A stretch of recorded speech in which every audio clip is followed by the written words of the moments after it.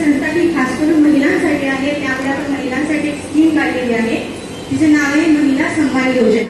या संदर्भात महिलांसाठी नियोजन, जसं की आता हे छोटे छोटे सहकार क्षेत्रात आपण महिलांसाठीची आता जशी ही माँसाहेब जिजाऊ पतसंस्था सुरू केली, अशा प्रकारच्या महिला संस्था सुरू करून महिलांच्या सक्षमीकरणासाठी प्रयत्न करणं, त्यांना व्यवसाय करण्यासाठी प्रशिक्षण देणं आणि त्यानंतर त्यांच्या मार्केटिंगसाठी, त्यांच्या पॅकेजिंगसाठी वस्तूच्या सर्वांगीण सगळं कशी समोर मार्केटमध्ये ते प्रॉडक्ट चांगल्या प्रकारे दिसेल आणि चांगला त्याचा उपयोग होईल, अशा प्रकारचं काम जर केलं सगळ्या संस्थांच्या माध्यमातून, तर नक्कीच महिलांना व्यवसायासाठी एक चांगली संधी मिळेल।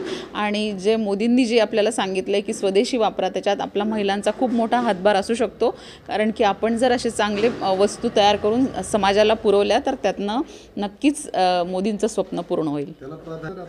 नक्कीच। रेवती शेंदुर्णेकर, सहकार भारतीची राष्ट्रीय महिला प्रमुख। आमच्या धरणगाव शहरात महिला पतपिढी नव्हती, त्यामुळे योगिताताई असतील, सौ चंद्रकला भोलाणे असतील व सर्व महिला भगिनी असतील, यांनी एकत्र येऊन त्यासाठी महिला नागरिक पतपिढी काढलेली आहे। खरं म्हणजे धरणगाव शहरात याची फार आवश्यकता होती आणि यांनी जो उपक्रम राबवलेला आहे तो अतिशय योग्य आहे, जेणेकरून सरकारचं धोरण आहे महिलांना 50% प्रत्येक ठिकाणी राखीव गोष्ट आहे, पण परंतु महिलांसाठी नागरिक पतपिढी नसल्यामुळे फार मोठी अडचण महिलांना येत होती। या माँसाहेब जिजाऊ महिला नागरिक पतपिढीचे चेअरमन, व्हाईस चेअरमन व सर्व संचालकांना मी शुभेच्छा देतो व त्यांचं अभिनंदन करतो। खरं म्हणजे गरजू महिलांना त्यांनी जास्तीत जास्त कर्ज वाटप करावं आणि जास्तीत जास्त ठेवी स्वीकाराव्यात आणि ठेवी स्वीकारून ज्यांच्याकडे ठेवी उपलब्ध आहेत त्यांच्याकडून विश्वास संपादन करून त्यांच्याकडून ठेवी घ्याव्यात आणि ज्यांना ठेवींची गरज लागेल त्यावेळेला त्यांनी ठेवी त्यांना परत करणं गरजेचं आहे, कारण ठेवीदार हा खरं पतसंस्थेचा आत्मा असतो आणि त्यामुळे जो पतसंस्थेत पहिली ठेव ठेवतो तो खऱ्या अर्थाने पतसंस्थेचा देव असतो।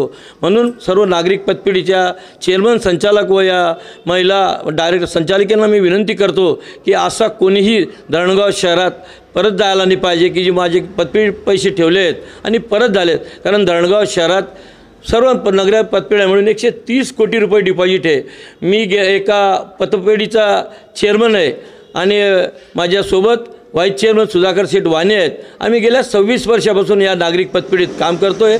आमच्याही पतपिढीत 22 कोटी रुपये डिपॉझिट आहे आणि 26 वर्षापासून काम करत असल्यामुळे अनेक गरजू लोकांना आम्ही मदत केलेली आहे।